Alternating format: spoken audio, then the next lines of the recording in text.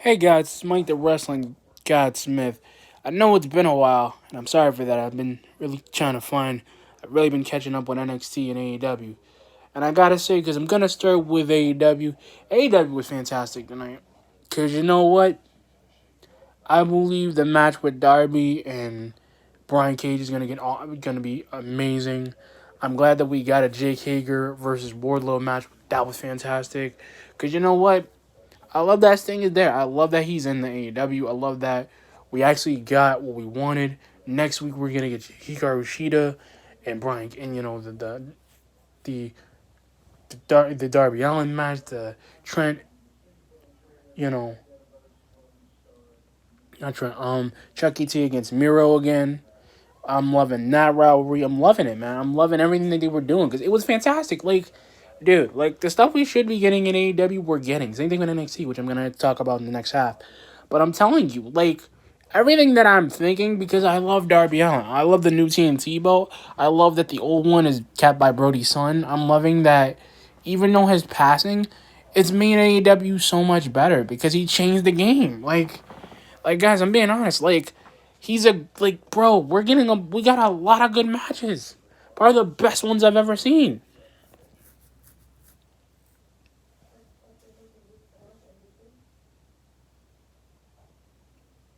Probably the best ones I've ever seen. And dude, and the thing is, we're getting a lot more with the time. We're getting a lot more.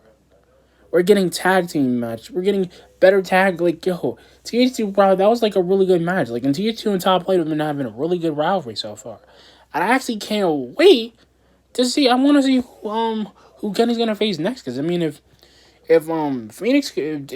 Ray Phoenix couldn't beat him, because I know he couldn't, he was just doing fantastic. And now I remember. Now I remember who Don. You guys remember Don Callis actually used to be Cyrus from ECW. Well, that's even making it better. So if like with the partnership with New Japan and Impact and Mox is coming, that means Mox and him are gonna have a match at Revolution this year, which is gonna be fantastic. Cause dude, the rivalry is there. Like the grounds for the rivalry was fantastic. And I'm loving the fact that Kenny's gonna like he's literally being a heel, but everybody loves him. Everybody's loving him. Everybody loved that he shows up. Everybody loved that we actually got a match with Cody Rhodes and Matt Sydal, which I think that was fantastic. I think that was a really good match. Cody won, of course, but I'm telling you, it was a really great feeling match. Like, it wasn't like a simple, cool, like WWE match, because you know what? I've seen Matt Sydal. I remember him as Evan Bourne. And that's the thing. Matt Sydal is probably the greatest high flyer I've seen with Ray Phoenix, with a bunch of dudes, like a bunch of dudes that I've seen who are high flyers, like TH2 and pretty much, and Serpentico and all these dudes that coming out. And I really want Serpentico or somebody else to come in AEW. Like, I want to see New Japan dudes. I want to see Kota Ibushi. I want to see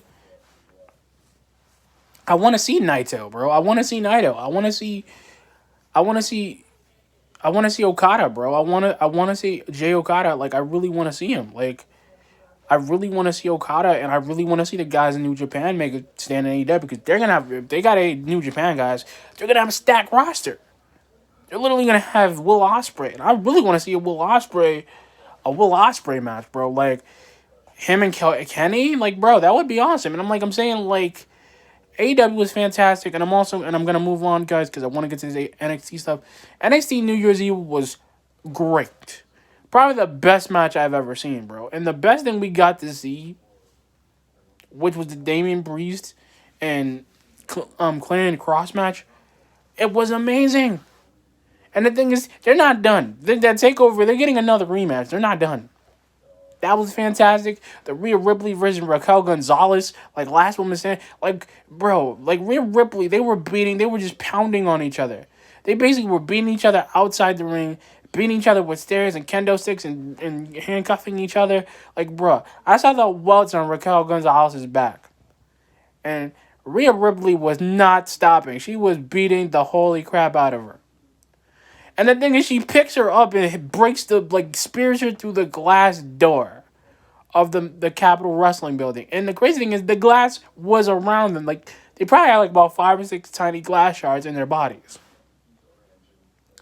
Like, bro. And the best part is, like, Dakota Kai comes in with a kendo stick and just starts wailing on Rhea Ripley. Rhea Ripley gets up and they're fighting 2-on-1. She's kicking Raquel into a pole. She basically stuffs Dakota Kai into a locker, which I didn't even think she had the height to do it, but she had enough strength and used the box. Then she puts her on. Then she puts Raquel Gonzalez onto the catering table, jumps off of it, does a suck it taunt, and does a rolling senton and lands.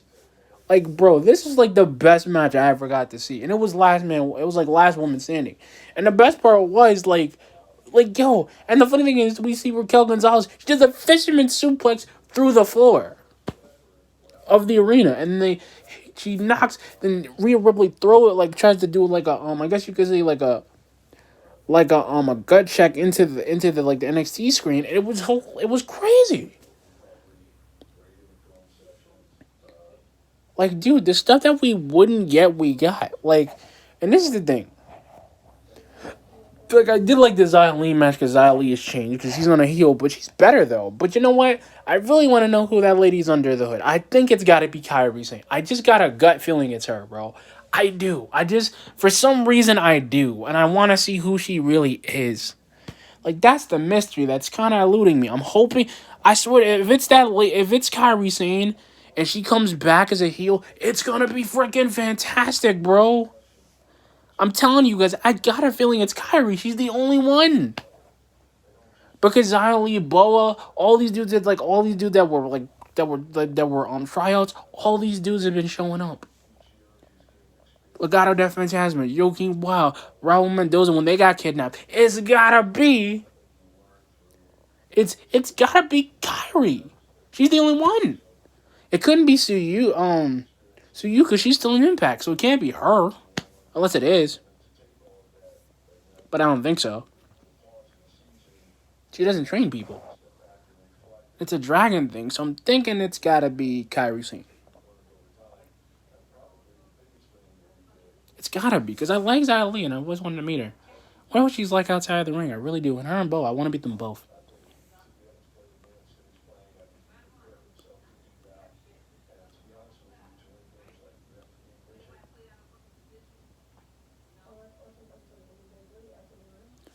Because like I said, bro, that match was cool. But bro, the match we got with Kushida and Shotzi was fun. It was hilariously fun, but it was good. And Kushida's gonna want that North American title. And we get a takeover at Valentine's Day, dude. It's you know what who I want to see fight for the cruiserweight title? I want Jordan Devlin there, bro. I want him to face Jordan Devlin. I want to see who's the best cruiserweight. Because if Jordan Devlin can beat him, that means he's going to be on 2 shows. That means he's going to be the ultimate cruiserweight champion. I want to see Balor versus Kyle O'Reilly 3. Because that match was fantastic. And every time I see Kyle O'Reilly, and I know I shouldn't be tuning this dude's home, but he's showing the world, guys. He literally put Finn Balor to his points. He made him bleed. And the thing is, he broke Kyle O'Reilly's jaw. So they're basically going to be fun. When they make the takeover match with them dudes, that junk should be no holds barred, bro. So they can just go nuts and just go crazy. No submissions, no count out, no pinfalls, bro. I mean, pinfalls, yes, but no disqualification. That means Undisputed Era can get involved. That means they can start messing them up. They can get involved, and I want to see that. Because, dude, I didn't mind the Gargano Way, they call themselves The Way, which is perfectly right and natural. And I'm glad that him and Johnny are going to team up in the Dusty Rhodes Classic, which is going to be in 2 weeks, which I'm excited about.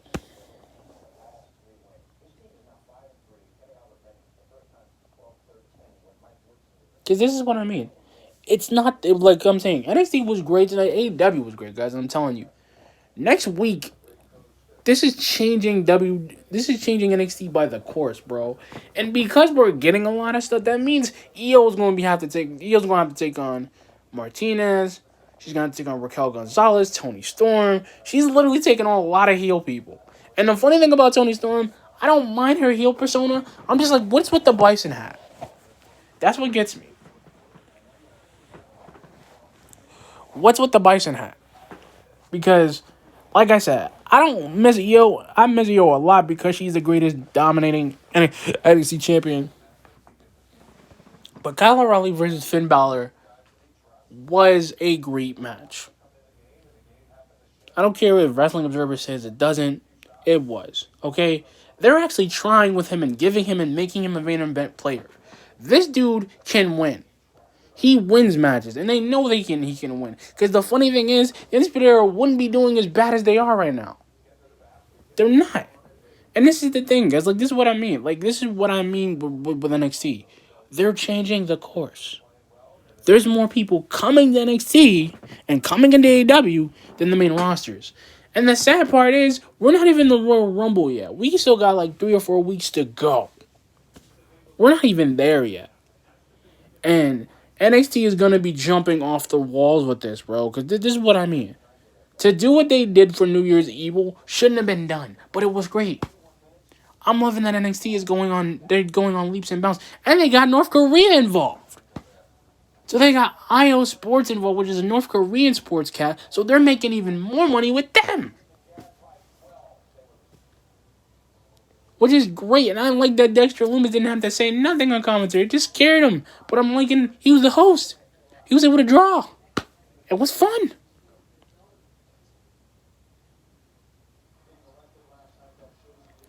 It was fun. It was a great match. It was solid. Everything, the storylines are making the matches fun again. And that's what we should be seeing on Monday Night Raw and SmackDown. We should be seeing that, guys. And this is the thing. I'm not making a rant video, but I'm going to explain why I feel that we should be seeing this. Because you know what? Whether or not Finn Balor, he's going to be the most dominating champion that walks the earth on 2021. Even with Karrion Kross, even if Karrion Kross decides to go after him, which he's probably not because he's got Damian Priest to worry about. Because this is the thing. People don't understand that NXT is making champions and making them dominant. The main roster does not do that. And like when I saw the main roster, and I'm going to talk about the Raw Legends thing, I'm even disgusted. I'm glad I missed it. But I'm telling you, even AEW, it was great. I don't mind Don Callis, I don't mind Kenny Omega. I don't mind them. I don't even mind Impact getting involved. And Impact, I want to see the Good Brothers on AEW ripping with the Bullet Club again, so dudes can come in there and they got the Young Bucks and they got guys in there. They got Jeff Jarrett coming around. Maybe. I want to see that. Because like I said, guys, every segment in NXT deserves a 10 out of 10 because the matches were really fun and it wasn't boring. We got Bronson Reed making a promise. He's going to be changing. He's going in leaps and bounds. We got freaking Velveteen Dream going to come back, and they're probably going to have a fantastic run. And the one thing I actually want this year, maybe for the North American title, I actually might want Leon Ruff to get back in the picture because he's a good guy. He's not a bad wrestler. They got to give him something. And they're giving everybody something to do. You think Lindsay Dorado wasn't going to show up or, in Grand Metalik? They can make that dude a star on NXT better than the main roster does. He don't even get to be champion at once at anything, and that's the sad part. We haven't seen Kalisto in months, a year, 2 years? We haven't seen him? We don't see Lars Sullivan, but that dude can mysteriously come back? But they don't even know what they want to do with him?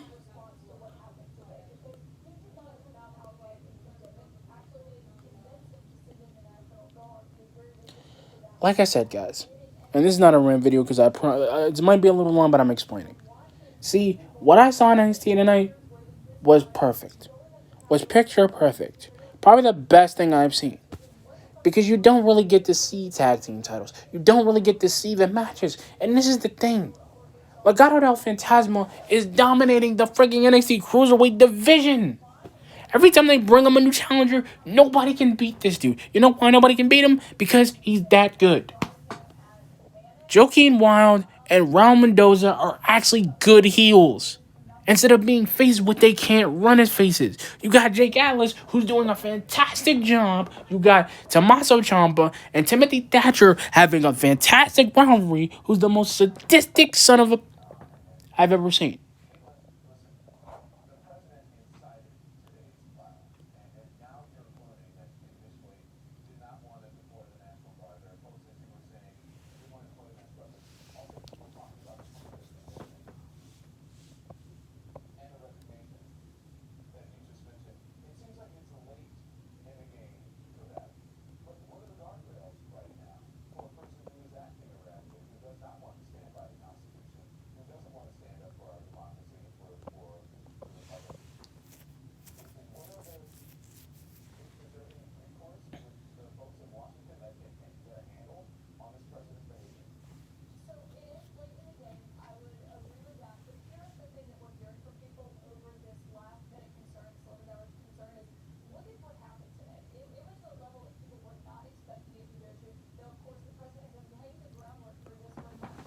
Like I said, I want great matches, bro.